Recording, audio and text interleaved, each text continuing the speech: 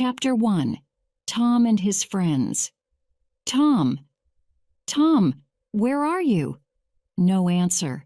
Where is that boy? When I find him, I'm going to... Aunt Polly looked under the bed. Then she opened the door and looked out into the garden. Tom! She heard something behind her. A little boy ran past, but Aunt Polly put out her hand and stopped him. Ah, there you are. And what's that in your pocket? Nothing, Aunt Polly. Nothing. It's an apple. I can see it. Now listen, Tom. Those apples are not for you, and I... Oh, Aunt Polly, quick, look behind you. So Aunt Polly looked, and Tom was out of the house in a second. She laughed quietly. I never learned. I love that Tom, my dead sister's child, but he is not an easy boy for an old lady. Well, it's Saturday tomorrow and there's no school, but it isn't going to be a holiday for Tom. Oh no, he's going to work tomorrow. Saturday was a beautiful day. It was summer and the sun was hot, and there were flowers in all the gardens. It was a day for everyone to be happy. Tom came out of his house with a brush and a big pot of white paint in his hand. He looked at the fence. It was 3 meters high and 30 meters long. He put his brush in the paint and painted some of the fence. He did it again. Then he stopped and looked at the fence, put down his brush, and sat down. There were hours of work in front of him, and he was the unhappiest boy in the village. After 10 minutes, Tom had an idea, a wonderful idea. He took up the brush again and started working. He saw his friend Joe Harper in the street, but he didn't look at him. Joe had an apple in his hand. He came up to Tom and looked at the fence. I'm sorry, Tom. Tom said nothing. The paintbrush moved up and down. Working for your aunt, said Joe. I'm going down to the river. I'm sorry you can't come with me. Tom put down his brush. You call this work, he said. Painting a fence, said Joe. Of course it's working. Perhaps it is and perhaps it isn't. But I like it, said Tom. I can go to the river any day. I can't paint a fence very often. Joe watched Tom for about 5 minutes. Tom painted very slowly and carefully. He often stopped, moved back from the fence, and looked at his work with a smile. Joe began to get very interested and said, Tom, can I paint a little? Tom thought for a second. I'm sorry, Joe. You see, my aunt wants me to do it because I'm good at painting. My brother Sid wanted to paint too, but she said no. Oh, please, Tom, just a little. I'm good at painting too. Hey, do you want some of my apple? No, Joe, I can't. Okay, you can have all my apple. Tom gave Joe the brush. He did not smile, but for the first time that day he was a very happy boy. He sat down and ate Joe's apple. More friends came to laugh at Tom, but soon they all wanted to paint too. By the afternoon, Tom had 3 balls, an old knife, a cat with 1 eye, an old blue bottle, and a lot of other exciting things. He was the richest boy in St. Petersburg, and the fence, all 30 meters of it, was a beautiful white. He went back to the house. Aunt Polly, can I go and play now? Aunt Polly came out of the house to look. When she saw the beautiful white fence, she was very pleased. She took Tom into the house and gave him an apple. Well, you can go and play, but don't come home late. Tom quickly took a second apple and ran off. On Monday morning, Tom didn't want to go to school, but Aunt Polly got him out of bed and then out of the house. In the street near the school, he met his friend Huckleberry Finn. Huck had no mother, and his father drank whiskey all the time, so Huck lived in the streets. If he didn't go to school, he was always dirty. and he never had a new shirt. But he was happy. The mothers of St. Petersburg didn't like Huck, but Tom and his friends did. "Hello, Huck," said Tom. "What have you got there?" "A dead cat." "What are you going to do with it?" asked Tom. "I'm going to take it to the graveyard tonight," Huck said, "at midnight. A dead cat can call ghosts out of their graves." "I never heard that," said Tom. "Is it true?" "Well, I don't know," said Huck. "Old Mrs. Hopkins told me. Come with me and see. Or are you afraid of ghosts?" "Of course not," said Tom. "Come and meow for me at my window at 11 o'clock. After this, Tom was late for school, and the teacher looked at him angrily. "Thomas Sawyer, why are you late again?" he said. Tom started to speak and then stopped.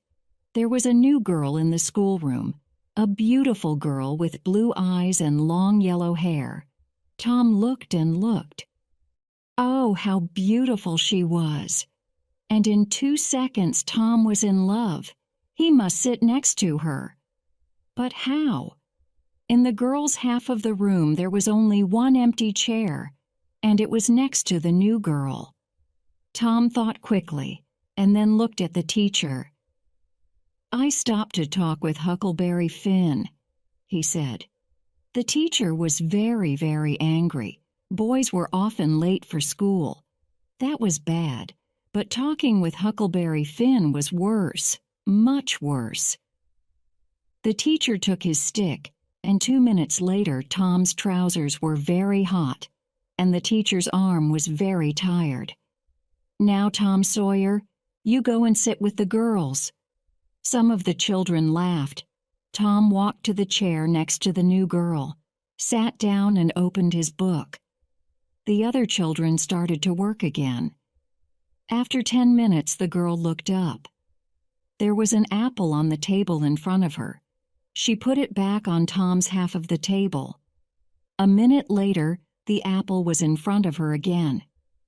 Now it stayed. Next, Tom drew a picture of a house and put it in front of her. "That's nice," the girl said. "Now draw a man." Tom drew a man next to the house.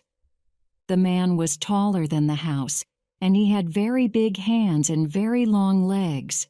But the girl liked him. "Can you draw me now?" she asked. Tom drew a girl next to the man. "You draw beautifully. I can't draw pictures."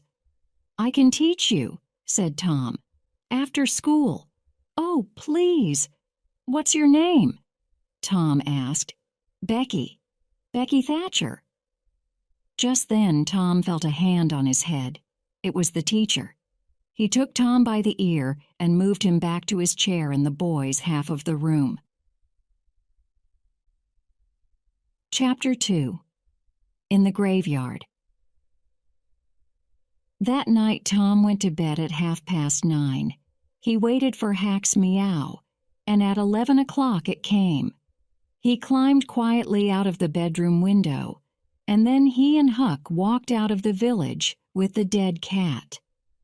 The cemetery was on a hill, about a mile from St. Petersburg. When the boys got there, they put the dead cat on a grave and sat down behind some trees. They watched and waited. It was very dark and very quiet. "Do you see that new grave there?" whispered Huck. "That's Hoss Williams' grave. He died last week." "Perhaps he can hear us," Tom whispered back. "Do you think he can, Huck?" "I don't know, but Sure. Oh, Tom, what is it?" "Shuff," whispered Tom. "I can see something." "Look!" Huck moved closer to Tom. "Ghosts," he said. "3 of them. They're coming here, Tom. Oh, let's go home." "They can't see us," Tom whispered. "Not here." "Ghosts can see through trees," said Huck unhappily. "They can see through everything."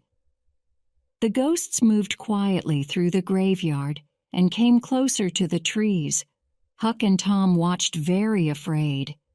Then, after a minute, Huck said, "Tom, they're not ghosts. That's Muff Potter." "So it is, and that's Injun Joe, and the other man is Dr. Robinson. What are they doing here?" "They're grave robbers, Tom. They're going to rob a grave. My father told me about it. The doctor wants a dead body, you see. He cuts it up because he wants to learn about—" "Shh," said Tom. "They're getting close." The three men stopped at Hoss Williams' grave, and Injun Joe and Muff Potter began to dig. 10 minutes later, the grave was opened. "Now, doctor," said Muff Potter, "you want us to take the body to your house? That's $5 more." "No," said the doctor. "I gave you the money this morning. I'm not giving you any more." "Now you listen to me, doctor," said Injun Joe. "I want that money. Do you remember a day 5 years ago?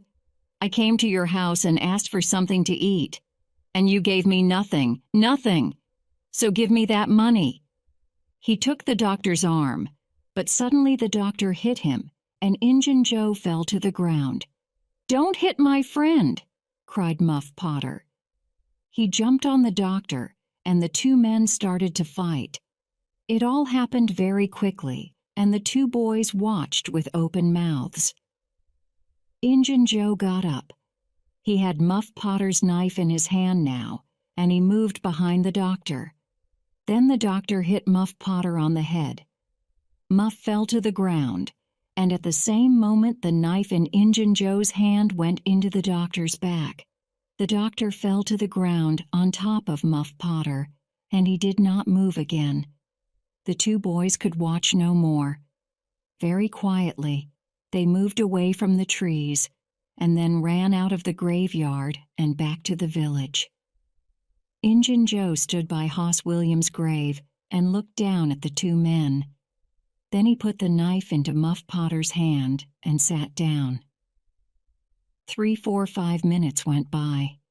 Potter moved a little and opened his eyes. What happened, Joe?" he asked. "This is bad, Muff," said Joe. "Why did you kill him?" Muff looked at the doctor's dead body, then at the knife in his hand. "Me? Did I kill him?" His face went white, and the knife fell from his hand. "It's the whiskey, Joe. I never fight with knives usually. Oh, why did I drink all that whiskey tonight? I don't remember anything." "It's okay, Muff," said Joe. "I'm not going to tell anyone. You get away quickly. Go on, go now."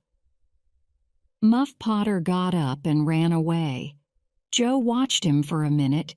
Then he carefully put the knife next to the doctor's body. Then he, too, left the cemetery. The next day, the sheriff's men found the doctor's body in the graveyard and Muff Potter's knife.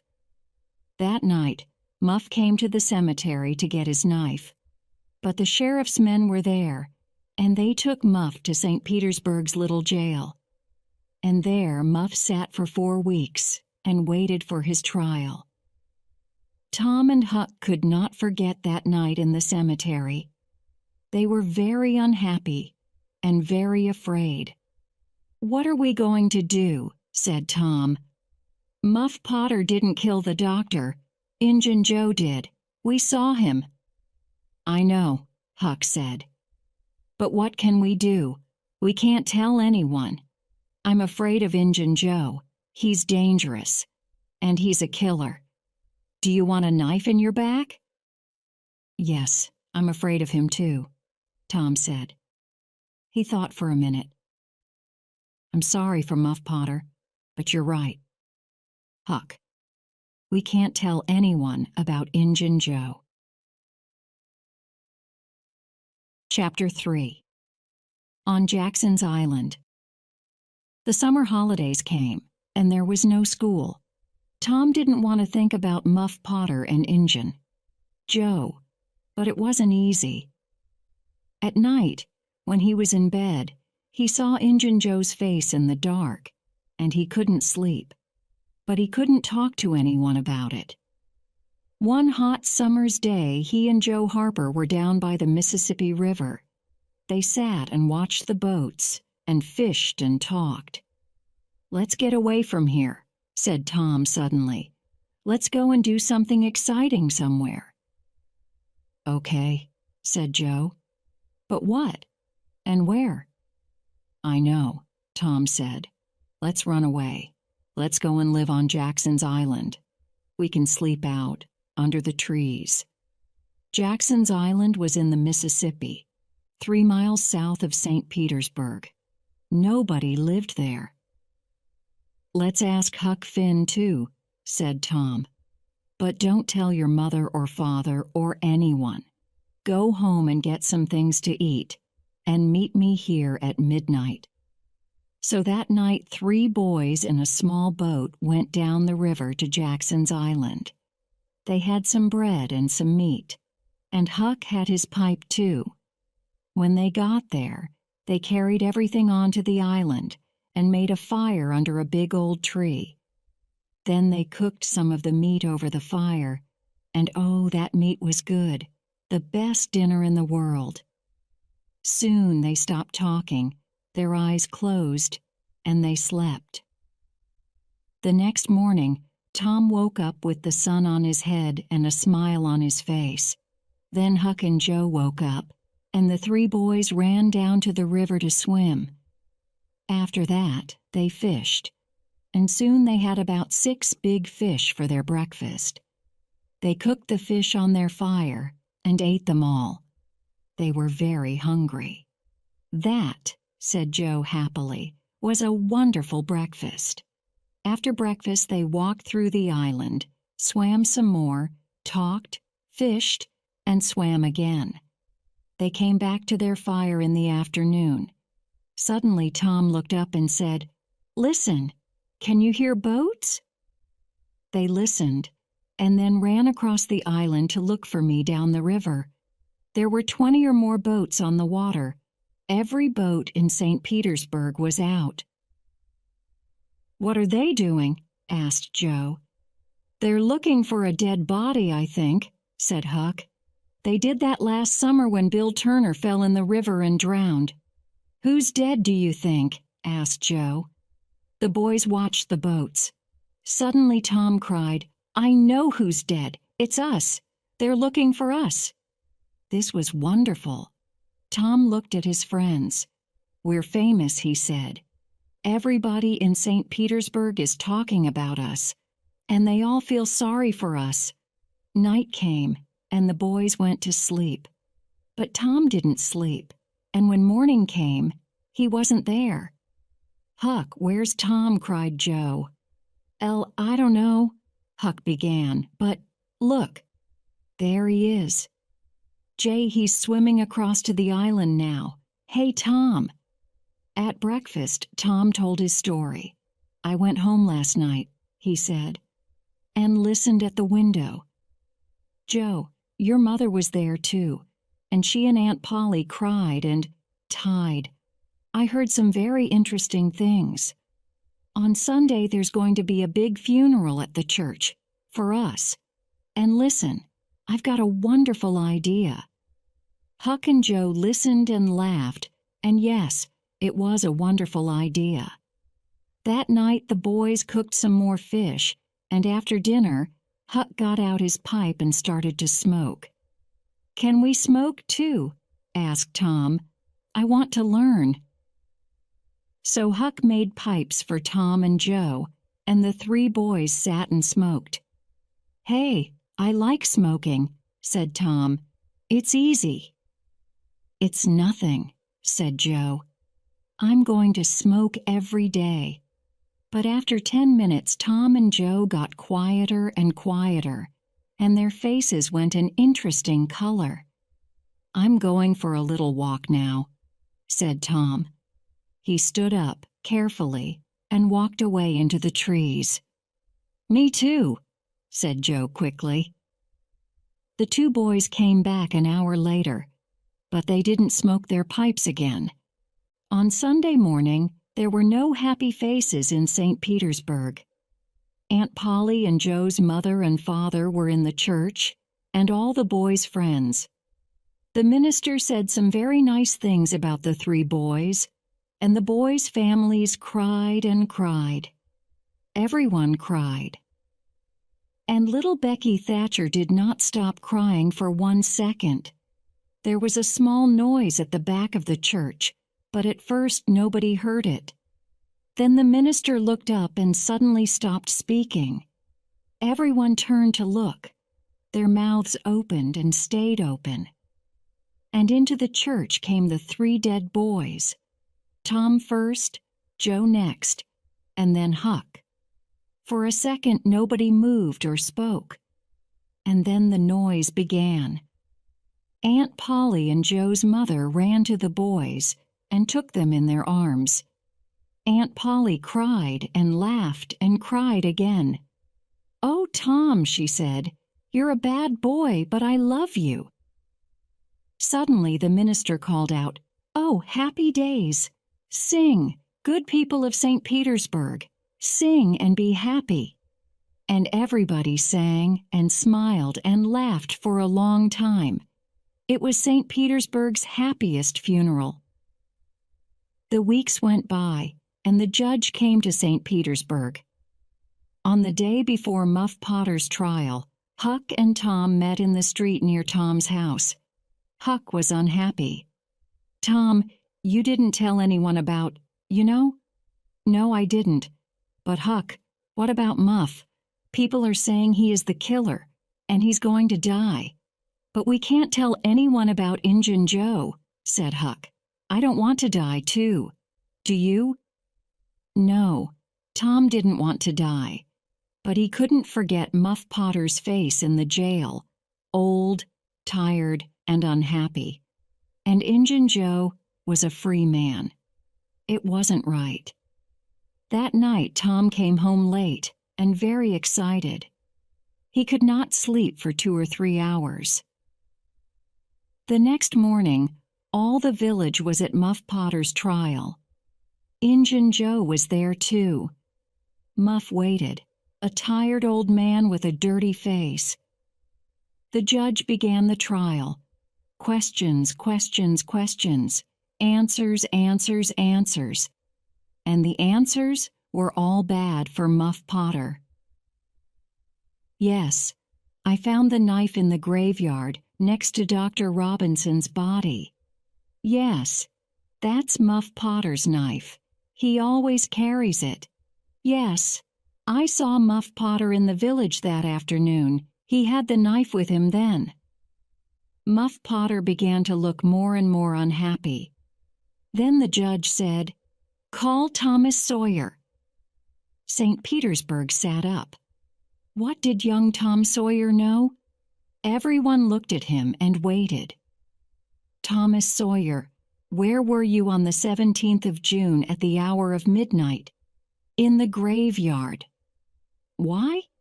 "I went there to see ghosts, with a dead cat." St. Petersburg laughed, and the judge looked angry. "And where were you in the cemetery, Thomas?"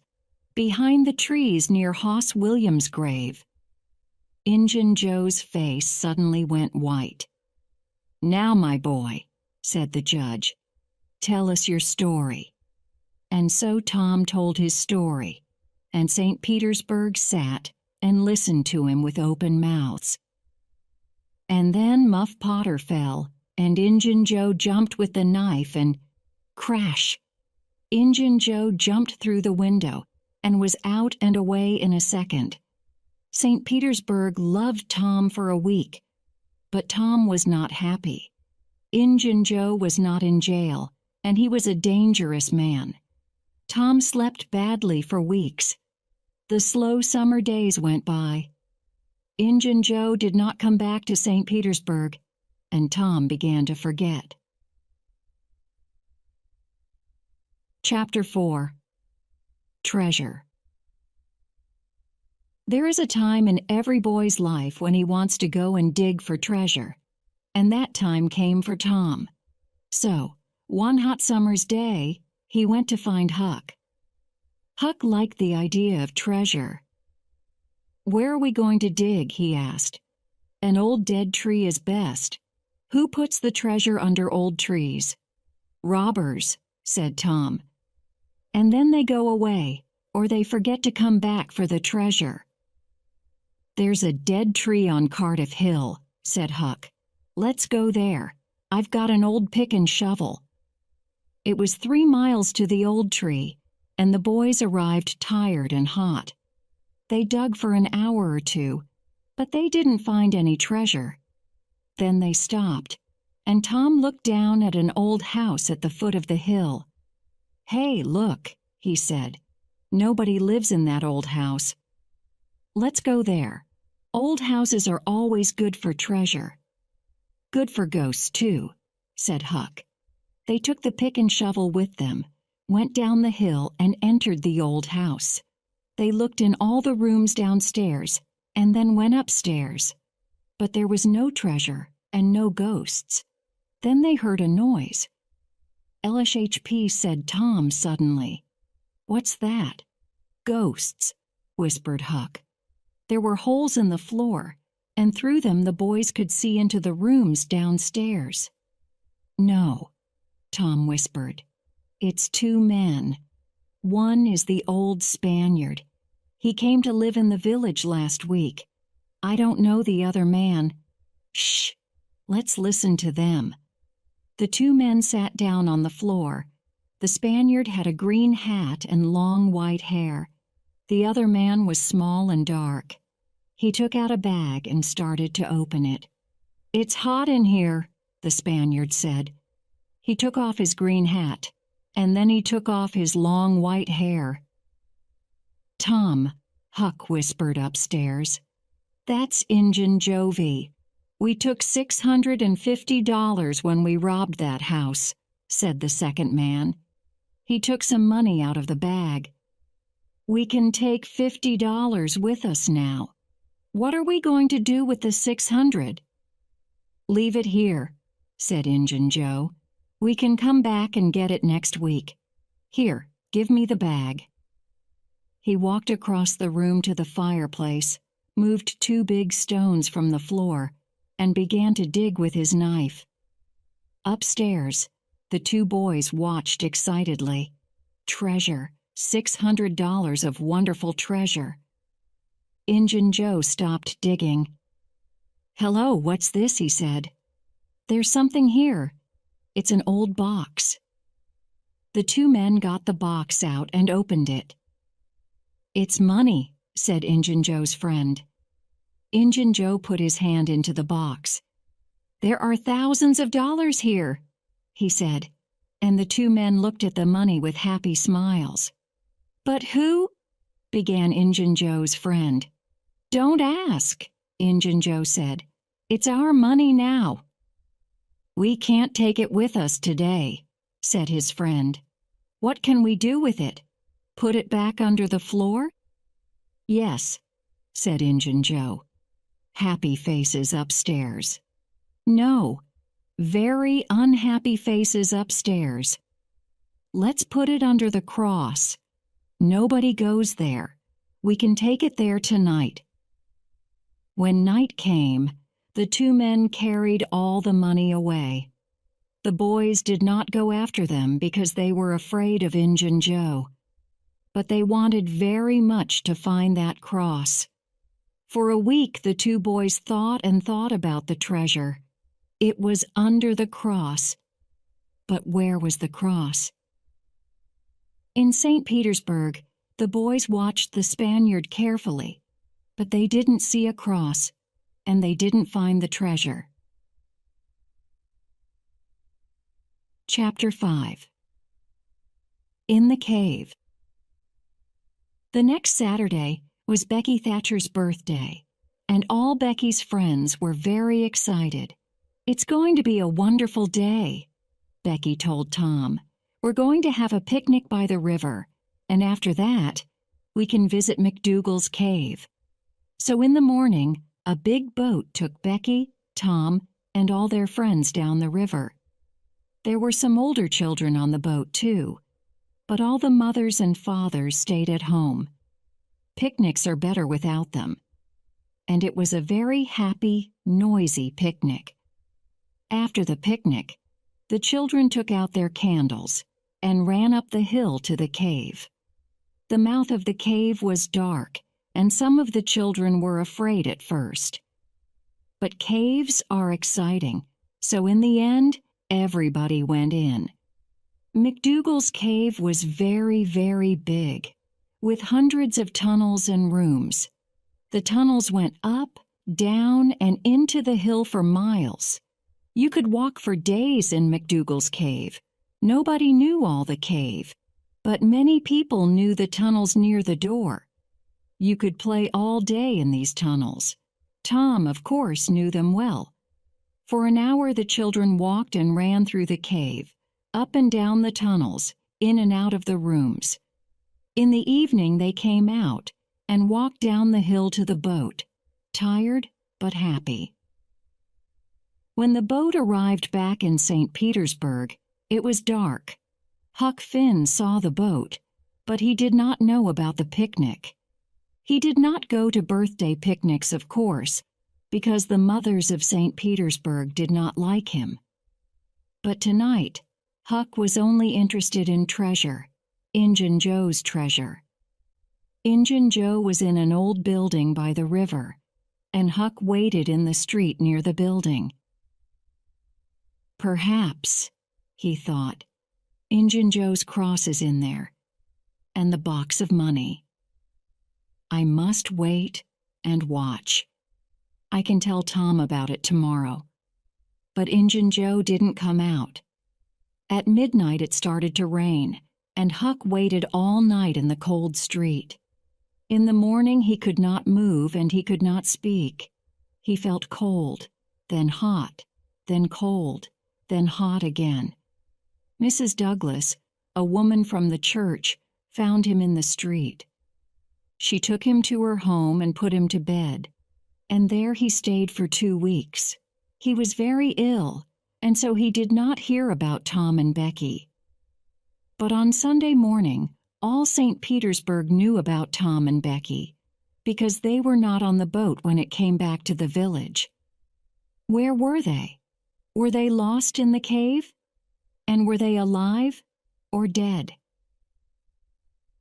At first, Tom and Becky played with their friends in the cave. Then Tom wanted to go down a new tunnel, and Becky went with him. They walked and talked, and went into a second tunnel, then a third. Sometimes Tom put a mark with candle smoke on the tunnel wall. He wanted to find the mouth of the cave again. Then they came out of the candle smoke on the tunnel wall. He wanted to find the mouth of the cave again. Then they came out of the tunnels into a big room. There were hundreds of bats in this room, and the candles woke them up. Tom took Becky's hand, and they ran into the nearest tunnel, with the bats behind them. But one bat hit Becky's candle and it went out. The children ran and ran through the tunnels, and at last they got away from the bats. They stopped and sat down. Suddenly, it was very, very quiet. "Where are we now, Tom?" Becky whispered, afraid. "I don't know," said Tom. "I think it's time to go back. But we can't go through that big room because of the bats. Let's go down this tunnel." They went down one tunnel, then a second, a third, a fourth. Then they wanted to find the big room with the bats again, but they couldn't. Becky began to cry. "Tom, we can't get out. We're lost, Tom. We're lost." They walked and walked. When they were tired, they sat down. Then they got up and walked again. Time went by. Was it day or night? They didn't know. Then Tom wanted to find water. They had nothing to eat, and they must have something to drink.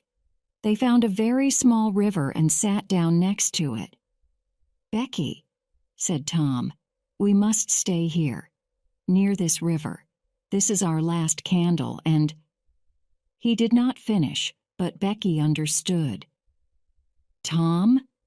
"Yes, Becky. Are they going to come and look for us?" "Of course, when the boat gets to St. Petersburg."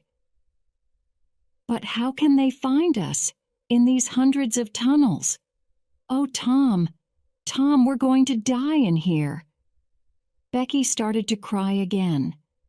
Then the candle went out, and the two children were in the dark. They sat for hours and hours. They slept a little, then woke up, then slept again. Was it Sunday now? Or Monday? Suddenly Tom sat up. "Listen, somebody's calling." The two children listened. They heard it again, a little closer. They called back. Then they started to walk down the tunnel in the dark, with their hands on the wall. They stopped and listened again, but now they couldn't hear anything. Slowly, they went back to their river. They slept again, and woke up very, very hungry. "Perhaps it's Tuesday now," Tom thought. "What can I do? I must do something."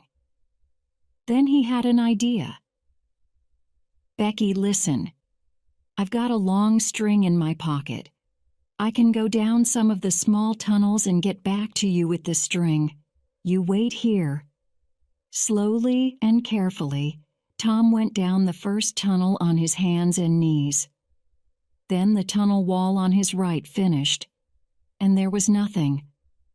Tom put out his hand to feel the floor, and just then, away to his right, he saw a hand with a candle. At once Tom called out, "Help!" he cried. The hand moved, and Tom saw an arm and a face. It was Injun Joe. Tom was very afraid, but Injun Joe was afraid too, and he quickly ran away down the tunnel. Tom went back to Becky, but he didn't tell her about Injun Joe. Tom waited for an hour, then went into a different tunnel with his string, then a third tunnel. It was Tuesday evening, and St. Petersburg waited. Many of the villagers were in the cave, and they looked for the children day and night. But they heard nothing, saw nothing, and found nothing. Then, late that evening, there was a sudden noise in the streets. People began to run to the Thatcher's house. "They're here! Becky and Tom are here!" Most of the village came to listen to Tom's story. "It was in the 6th tunnel," he told them. "I went to the end of my string and suddenly I could see daylight. There was a small hole in the cave wall. I put my head out, and there was the river right under my nose. I went back and got Becky, and we climbed out through the hole. Then we stopped a boat on the river. We were 5 miles from the mouth of the cave. Tom was very tired after his 3 days in the cave, and he went to bed and stayed there for 2 days. He heard about Huck and went to see him on Sunday, and then every day. But Mrs. Douglas was always in the room. "You can just say hello," she told Tom, "and then you must go. Huck is very ill, and he needs to sleep." So Tom couldn't talk about anything exciting, and he couldn't tell Huck about Injun Joe. One day, about 2 weeks after the picnic, Tom was in Becky's house, and her father came in.